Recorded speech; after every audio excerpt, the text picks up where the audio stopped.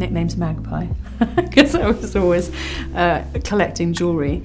And I think the whole family has always really loved dressing up and wearing headpieces. So it's definitely in the family appreciation of fine pieces. I'm always drawn to Indian jewellery. The way the stones are cut, they're Maharajas jewels. They're the most beautiful pieces of jewellery you can get. The scale of them, the craft in them. So it's East meets West in a very beautiful and the most opulent way. I first went to India, I think when I was 18. I did the typical trip all the way through Rajasthan, the Jaisalmer in the desert, sleeping with the camels, obviously all the trade and the textiles and the colours and the markets. And the Indian palette is very different to any palette you find anywhere else. I do fall in love with it every time I go. So this piece is beautiful because it's a turban headpiece, so it would have slotted just in somebody's front of somebody's turban with the hook that's on the back. And this Maharaji would have gone to a European jeweller because of the techniques used here and mixed these pieces together.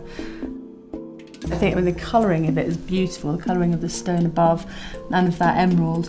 And we often use the jewellery drawings, so they're quite architectural, and the graphicness of them often gets translated into our prints.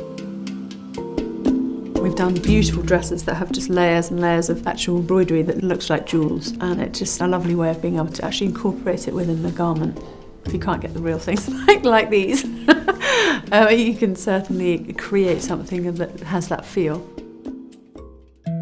This is an incredible piece of jewellery. This was made for the Nizam of Hyderabad, and he was at that point the richest man in the world. It's heavier than most pieces of this size, purely because of the amount of gold on the back. And it's beautiful, diamonds throughout. This is a lovely little emerald bead on the top here.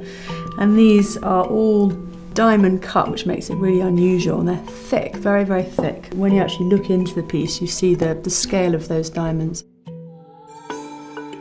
This ring was made in 1884. It's got this amazing spinel on the front, which is like a ruby. And this opens up, and it has a little key, which you can unfold. It's got this really beautiful pink colouring to it. And on the top here is a Persian poem, which basically says that the owner was a great warrior, and it's a really romantic poem.